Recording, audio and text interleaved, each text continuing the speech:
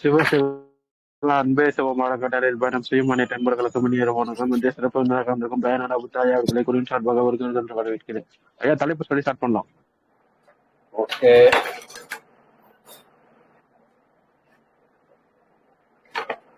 ஒரு தலைப்பு சொல்லணும்.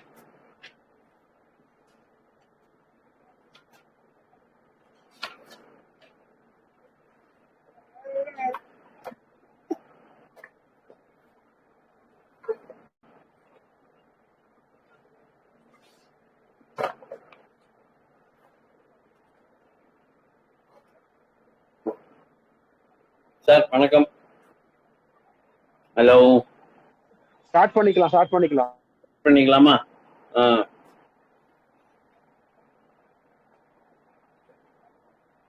ஸ்டார்ட் பண்ணிக்கலாம். Okay sir.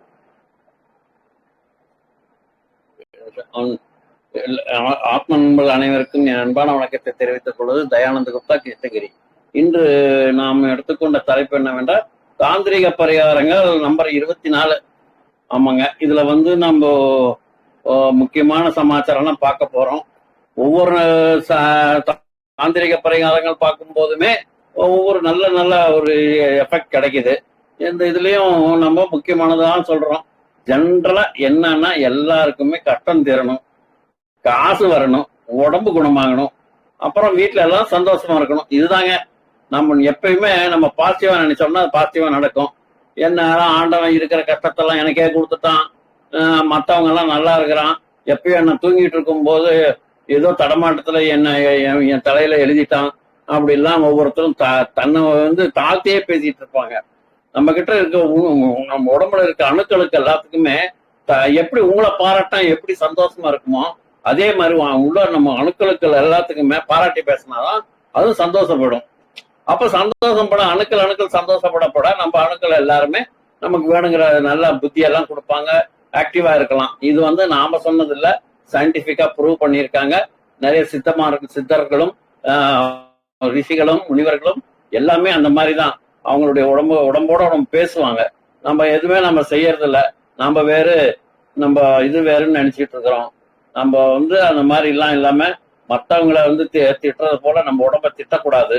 நம்ம எப்படியுமே பாராட்டி தான் பேசணும். அப்போ அது சந்தோஷப்படுவாங்க. அது மாதிரிதான். சரிங்களா?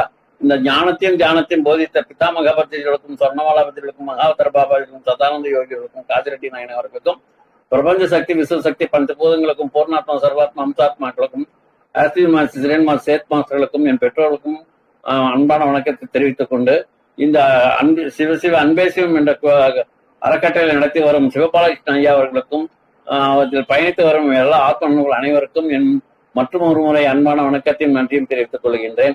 இந்த வாய்ப்பு நமக்கு எல்லாம் கொடுக்கலன்னா இதை கேட்கறாங்களுடைய இதெல்லாம் நமக்கு தெரியாம போயிடும்.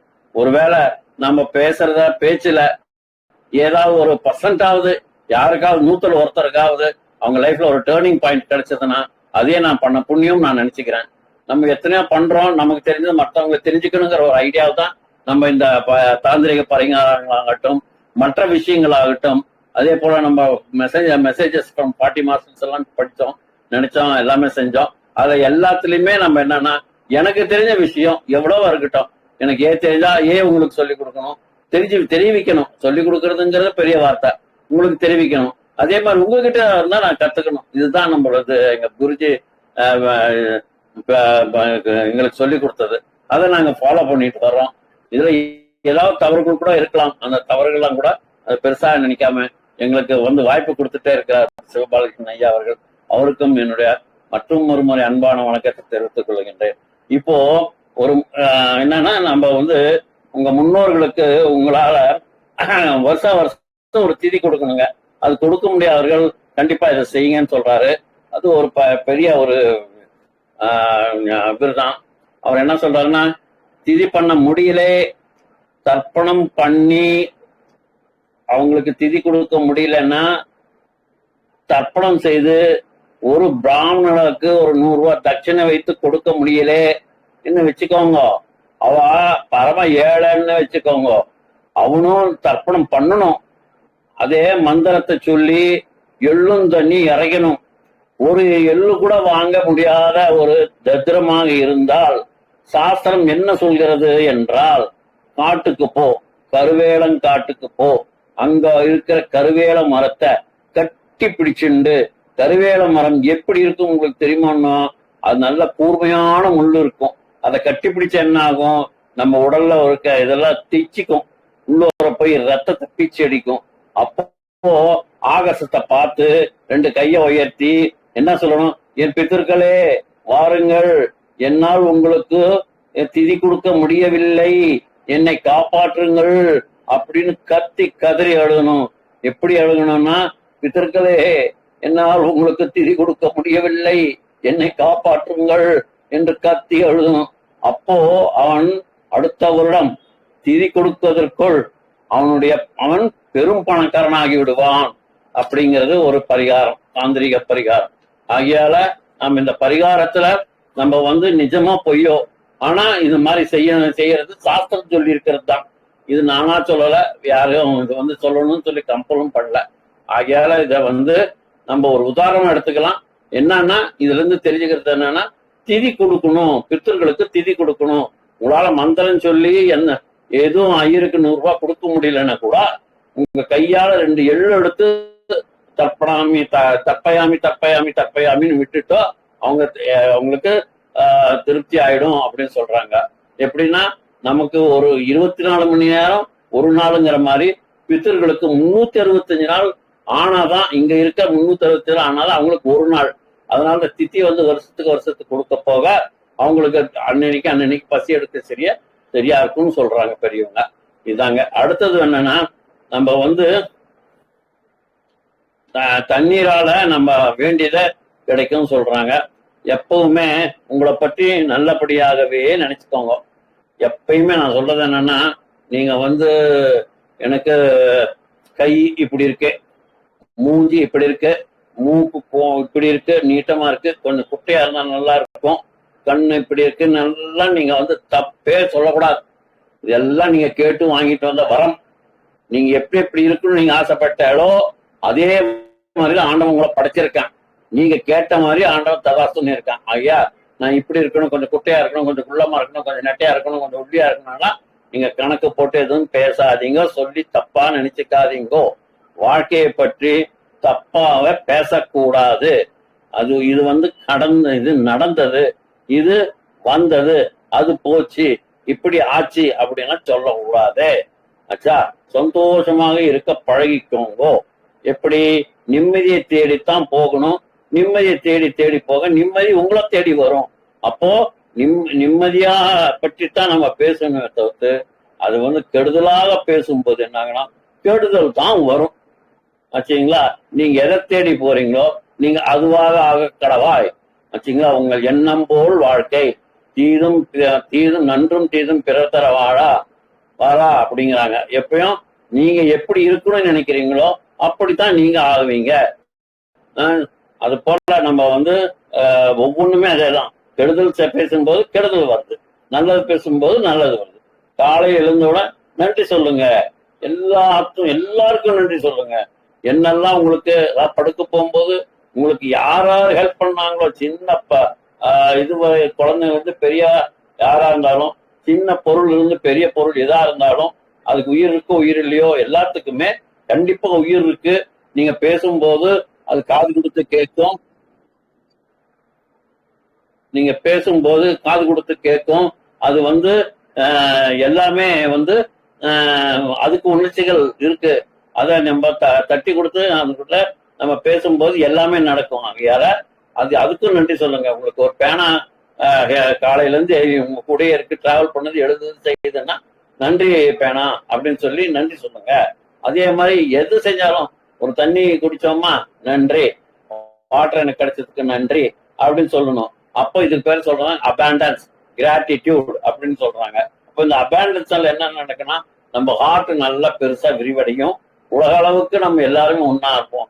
இப்ப ஏன் இந்த மாதிரி எல்லாம் நடக்குது காரணம், ஏன் போர் வருது நினைச்சு பாருங்க. எல்லாம் ஈகோ. என்ன, நான் தான் பெரியவன், அப்ப நீ விட்டு கொடுத்துருந்தீங்கன்னா வந்திருக்காதே. இன்னைக்கு அடிச்சுட்டு இது பண்ணும் போது எத்தனை உயிர்கள் வீணா போகுது பாத்தீங்களா? அது மாதிரி எல்லாம் போகாம இருக்கிறதுக்கு காரணம், அப்படிலாம் போறதுக்கு என்ன காரணம்னா ஈகோ. அது மட்டும் இல்ல குறுகிய எண்ணங்கள். நம்ம பெருசா அவனும் நன்றி சொல்ல இவனும் நன்றி சொல்ல தேங்க்ஸ் தேங்க்ஸ் சொல்லிட்டு இருந்தா பிரச்சனை இருந்திருக்காது. அவனும் ஹெல்ப் பண்ணிட்டே இருப்பான், இவனும் ஹெல்ப் பண்ணிட்டே இருப்பான். அப்போ ஹெல்பிங் நேச்சர் எல்லாருக்கும் இருந்ததா இருக்கா, அவங்க வாழ்க்கைகள் மேம்பட மேம்பட மேம்பட்டே இருக்கும். இது பெரிய லெவல்ல இருந்து சின்ன லெவல்ல இதே தான் ஆச்சுங்களா. நம்ம எப்பயுமே நன்றி சொல்ல பழகிக்கணும். நல்லது நடந்தது வருமோ அதற்கு எப்போ நமக்கு இது எல்லாம் நடக்குமோ அதுக்கு சேர்த்து காலையில நன்றி சொல்லுங்க. காலையில நீங்க ஒரு இடத்துக்கு போகணும், அவங்கள பார்க்க போறோம்னா அவங்க நல்லா இருக்கணும், நல்லபடியா இருக்கணும்னு சொல்லி அவங்களுக்கு நன்றி சொல்லுங்க. பிறகு இன்னைக்கு உங்களுக்கு என்ன வேண்டுமோ அதுக்கெல்லாம் நன்றி சொல்லுங்க. நன்றி நன்றி நன்றின்னு சொல்லணும். இதெல்லாம் நடந்து விடும், சந்தோஷமா இருக்கிறேன், நான் நினைச்சது எல்லாம் நடந்து விடும் அப்படின்னு சொல்லி நன்றி சொல்லுங்க. ஏன்னா நம்ம நம்பிக்கையுடன் என்னவெல்லாம் செய்கின்றோமோ கண்டிப்பாக அதெல்லாம் நடந்து விடும். நம்பிக்கையோடு நன்றி சொன்னால் அது கண்டிப்பாக நடக்கும் சார். அது வாய்ப்பே இல்லை, நடக்காம இருக்கிறதுக்கு வாய்ப்பே இல்லை.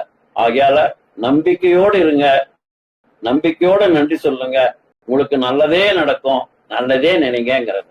அடுத்த பரிகாரம் என்னன்னா, மந்திரங்கள் சொன்னால் பாவங்கள் போகுமாவா? போகாது, பாவங்கள் போகாது. மந்திரம் சொல்லிட்டு பாவங்கள் போகும். எப்படி போகும்?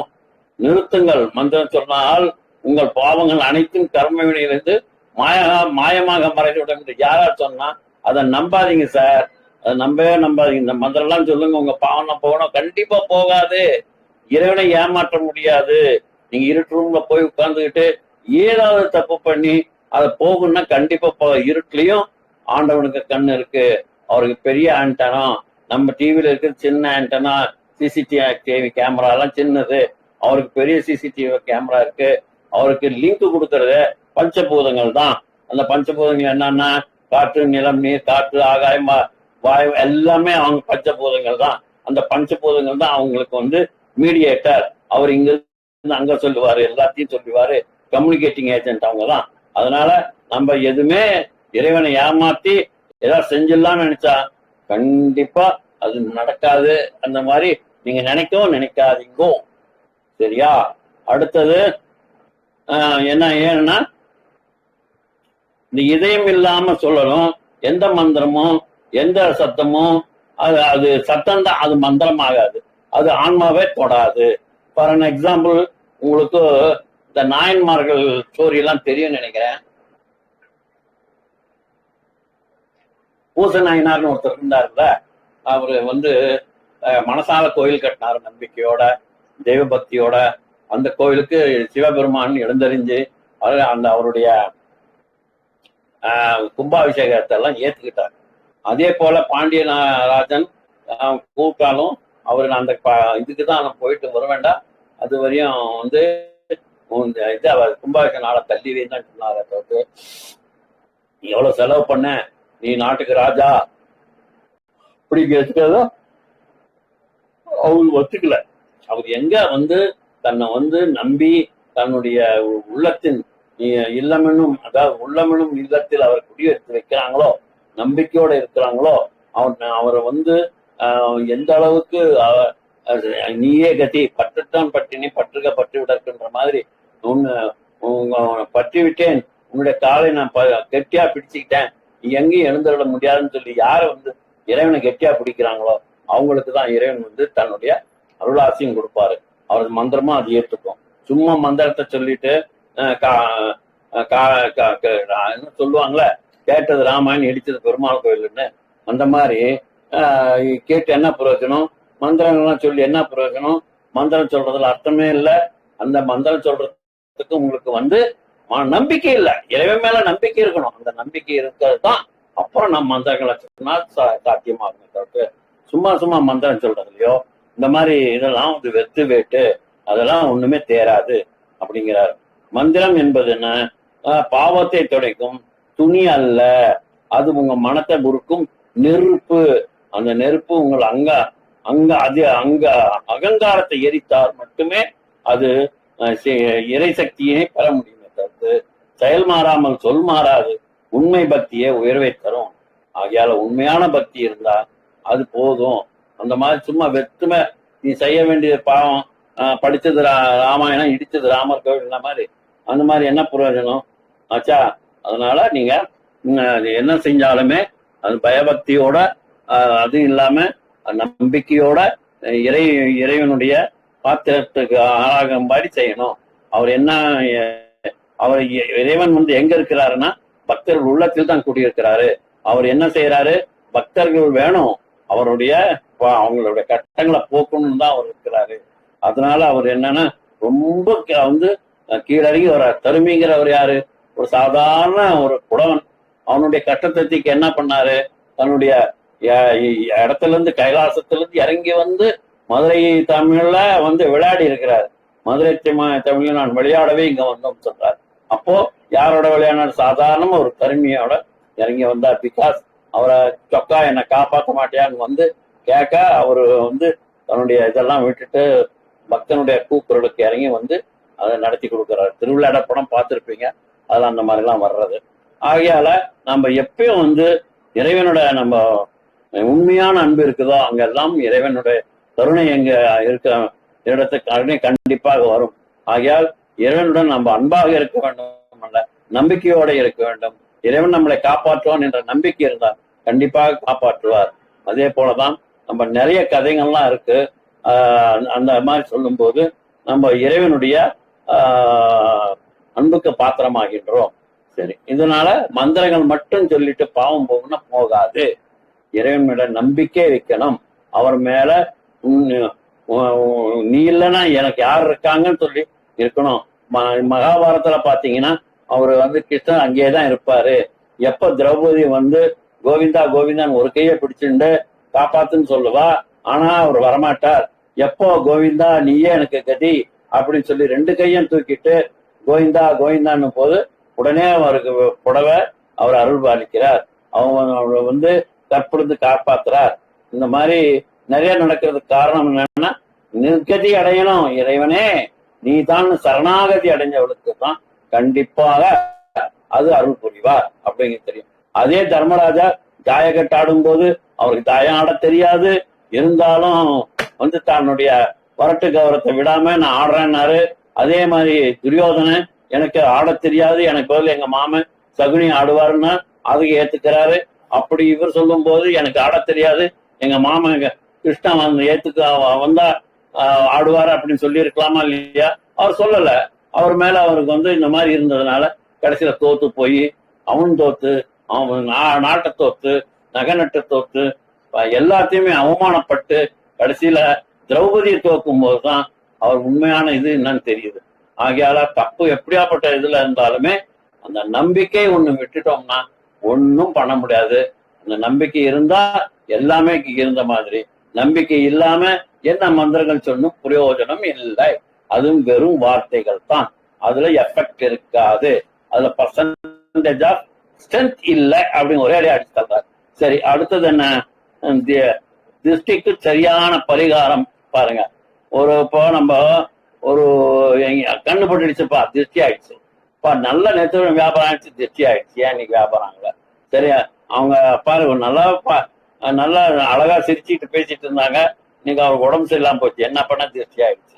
இந்த மாதிரி எதுக்கு எடுத்தாலும் ஏதாவது ஆகுது அப்படின்னும் போது அதுக்கு என்ன ஒரு சின்ன பரிகாரம்.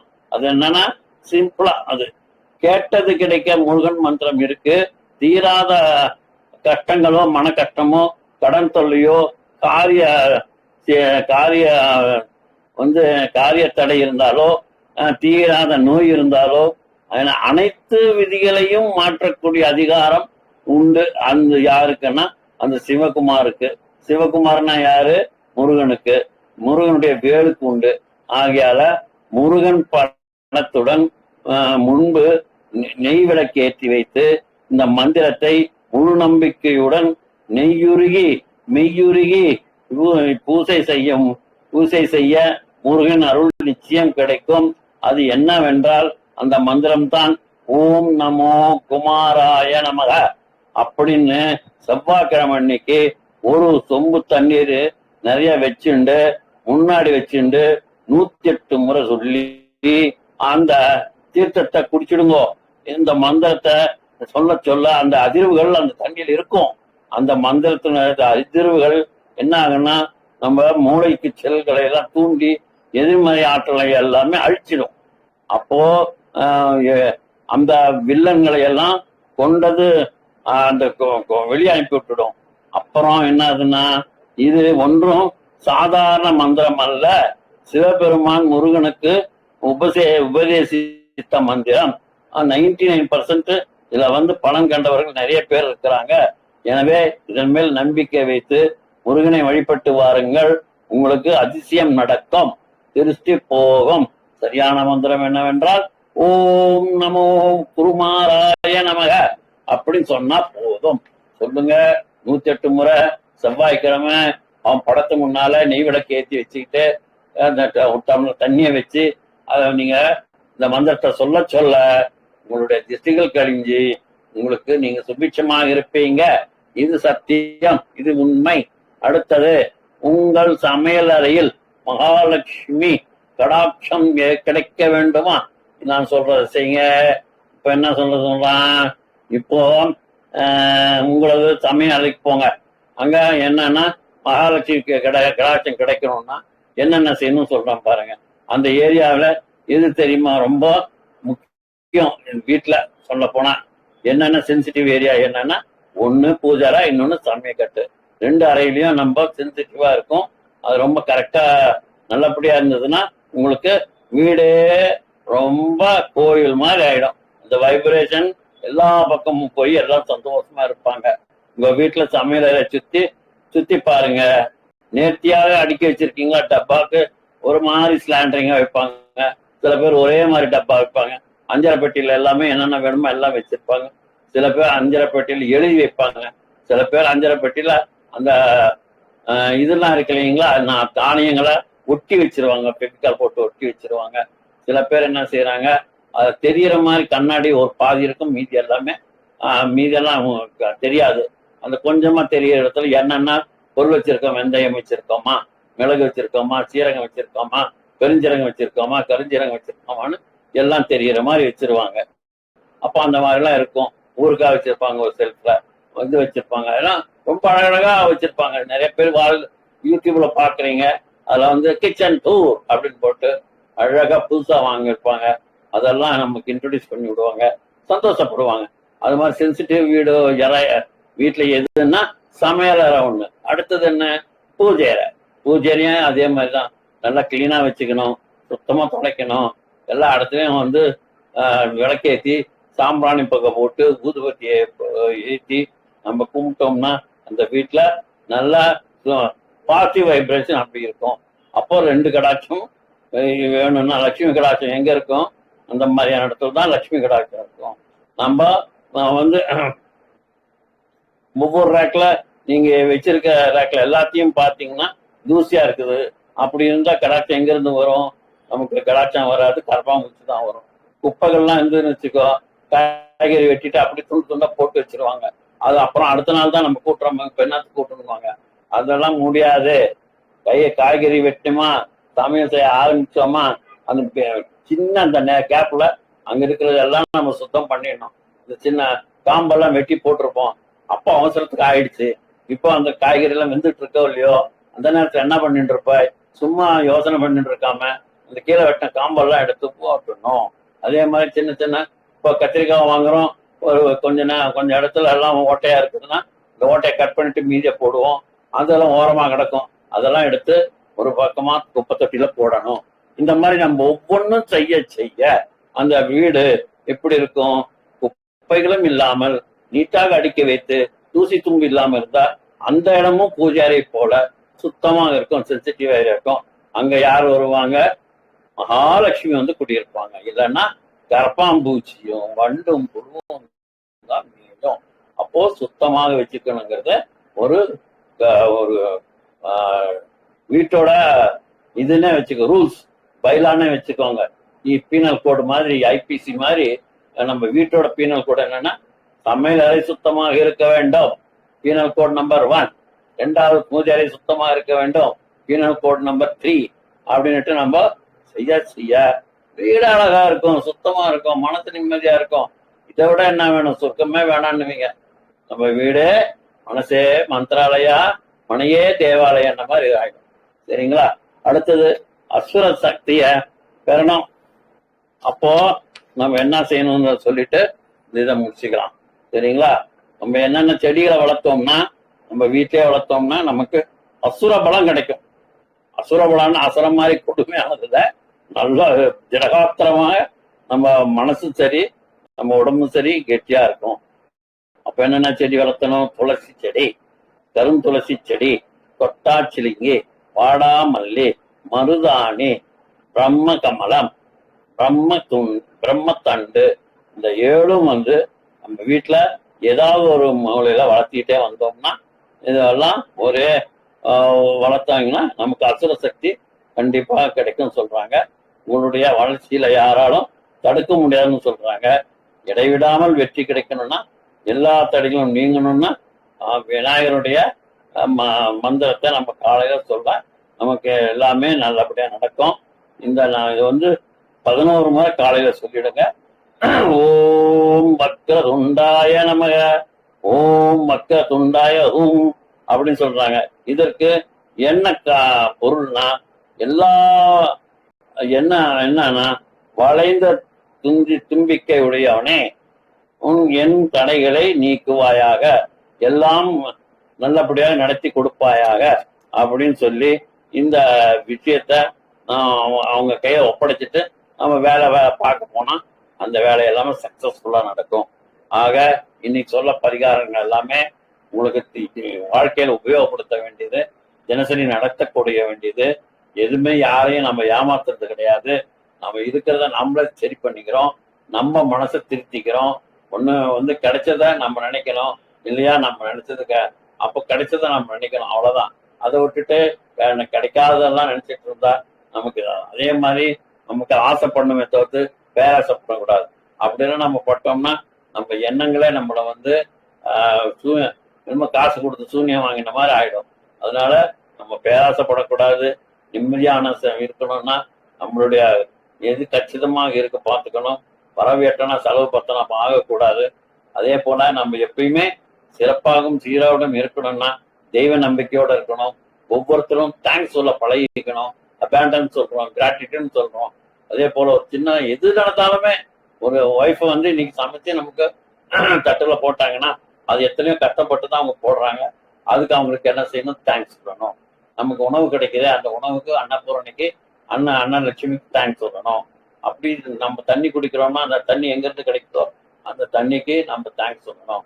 அது கொண்டு வரவங்களுக்கு சரி, அது நமக்கு உற்பத்தி செய்யற தண்ணிக்கு சரி, எல்லாத்துக்கும் நம்ம தேங்க்ஸ் சொல்ல நம்ம மனசு பெருசாகும். ஆகையால நம்ம எல்லாத்துக்குமே நம்ம ஒரு சிஸ்டமா நம்ம எல்லாம் சரியா போகணுங்கிறதுக்காகத்தான் பெரியவங்க அந்த காலத்துல நமக்கு எல்லாத்தையும் சொல்லி கொடுத்துட்டே வர்றாங்க. 10 சொன்னா 9 அழிஞ்சு போனா 1 நிக்கட்டுமே தான் 1க்கு திருப்பி 10 முளைச்சு 10ஆக சொல்லுது. ஆகையால நம்ம நல்லது நினைக்கிறோம், நல்லது நடக்குது. நம்ம கெட்டது நினைச்சா கெட்டது நடக்கும். ஆகையால நம்ம எப்பயுமே பாசிட்டிவா நினைப்போம், எப்பயுமே நல்லது நினைப்போம், நமக்கு எல்லாமே நல்லது நடக்கும். ஆக நம்ம நம்ம திருமூலர் சொன்ன மாதிரி சிவம் எங்கேயுமே இல்லை, அன்பு இருக்கிற இடத்துலலாம் சிவம் இருக்கிறார். அதே போல நம்ம யாரும் ஊரே யாவரும் கேள்வி இருக்கிறோம். அப்ப அதே போல என்ன சொல்றாங்க அவங்க, ஒன்றே குலம் ஒருவனே தேவன்கிறாரு. ஆகையால நம்ம ஒரு குலம்தான், மனித குலம்தான். ஒருவனே தேவன்னா அவன் சிவன் தான். அது மாதிரி அவன் தான் யாரா எந்த கடவுளா இருந்தாலும் அவன் பேரு சிவன், அவ்வளவுதான். இங்க படைக்கணும் அவனும் அதேதான், படைச்சனும் அவனேதான், காப்பாற்றணும் அவனேதான், அதை அழிக்கிறவன் அவனேதான். ஆகையால படைக்கும் தொழில் பிரம்மா அவனேதான், காக்கும் தொழில் விஷ்ணு அவனேதான், அழிக்கும் தொழில் அவனேதான். ஆகையால எல்லாத்துக்குமே அவன் ஒரே மண்ணில செஞ்ச பலவித ஜாடிகள் மூடிகள் அதே போல இது மாதிரிதான் பாத்திரங்கள் தான். ஆனா அதுக்கு பேஸ் மண்ணு ஒண்ணுதான். அதனால சிவன் ஒண்ணுதான், பல ரூபங்கள் எடுக்கிறாரு. இப்ப சிவாஜி கணேசன் நடிக்கிறாருன்னா அவர் 150 படங்கள் 150 வேஷம் எடுத்தனால 150 சிவாஜி கிடையாது, ஒரே சிவாஜி தான் 150 வேஷத்துல அவர் நடிச்சு சக்சஸ்ஃபுல்லா நடத்த. அந்த போலதான் சிவனுங்கிற ஒருத்தன் தான், அவன் பல வேடத்துல நமக்கு எல்லாமே கொடுக்குறான். ஆகையால ஈஸ்வரன் சிவன் எல்லாமே ஒன்னே தான் போது நம்ம ஈஸ்வரன் மேல பக்தி வைத்து அவன் மேல நம்பிக்கை வைத்து நாளும் நமக்கு வந்து நல்லது நடக்கணும்னு சொல்லி வேண்டிக்கிட்டு எனக்கு வாய்ப்பு கொடுத்த சிவபாலகிருஷ்ணன் ஐயா அவர்களுக்கும் அன்பேசியம் அன்பேசியம் குழுவினருக்கும் அதை நடத்தி வரும் அன்பான ஆத்ம நண்பர்களுக்கும் அன்பான வணக்கத்தை தெரிவித்துக் கொண்டு நன்றி நன்றி நன்றி. மற்றும் ஒரு முறை சந்திப்போமா? தேங்க்யூ. நன்றி நன்றி. முடிச்சுக்கலாம். நிறைய விஷயம் ஷேர் பண்ணியிருந்தீங்க. உண்மையிலேயே தேங்க்யூ ஸோ மச். ஆக்சுவலா வந்து அள்ளி தெளிச்சிருக்கீங்க, பண்ணிருக்கீங்க. தேங்க்யூ. வேற என்ன கேள்வி இருக்கா? என்ன கொஸ்டின்ஸ் இருக்காப்பா? கொஸ்டின்ஸ் இருந்தா கொஸ்டின்ஸ் கேட்கலாம், அதெல்லாம் முடிச்சுக்கலாம். உங்க கையில தான்.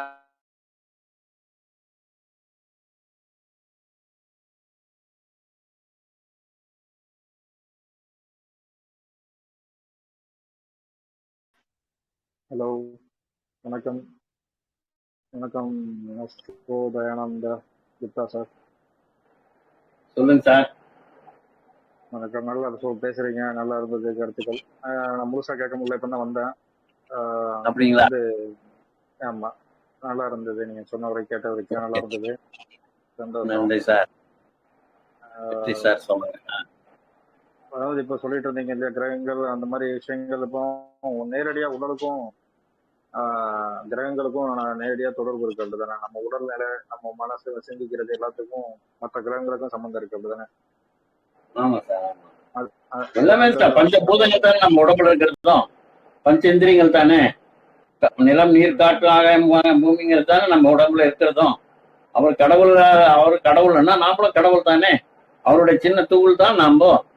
அவங்க வந்து ராமருக்கு மனிதனாக பிறந்து கடவுளானார், இயேசு மனிதனாக பிறந்து கடவுளானார், கிருஷ்ணன் கடவுளாக மனிதனாக பிறந்து கடவுளானார். எப்படி ஆனார்னா, அவர் வந்து தியானத்தின் மூலியமாக தன் எல்லா சக்தியும் டிஎன்ஏ 98% அவங்க யூஸ் பண்ணாங்க. நம்ம இன்னும் 2% கூட யூஸ் பண்ணாதனால தான் நம்ம வந்து நம்மளுடைய சக்தியை நமக்கு தெரியாம இருக்கு.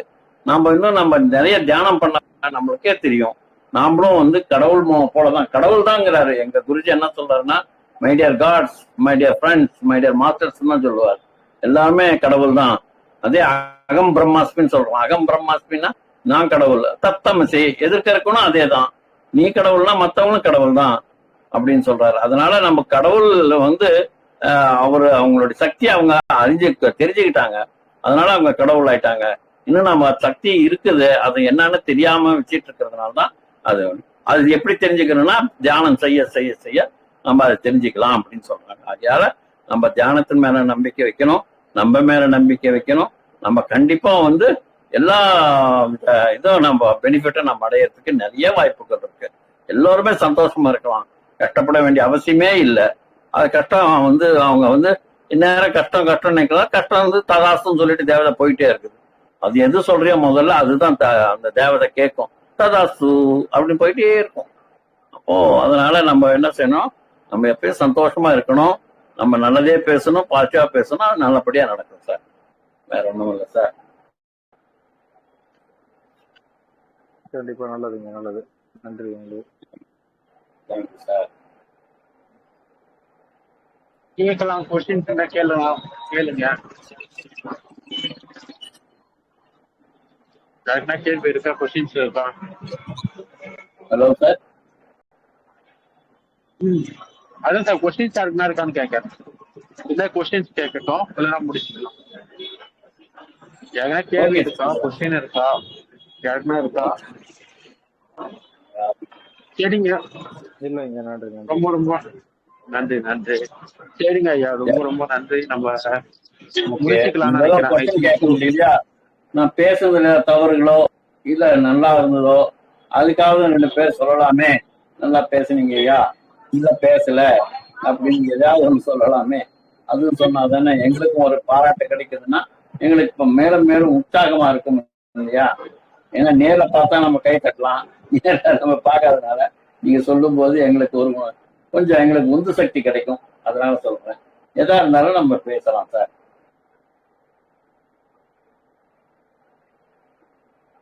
நன்றிங்க, முடிச்சுக்கலாம். நன்றி.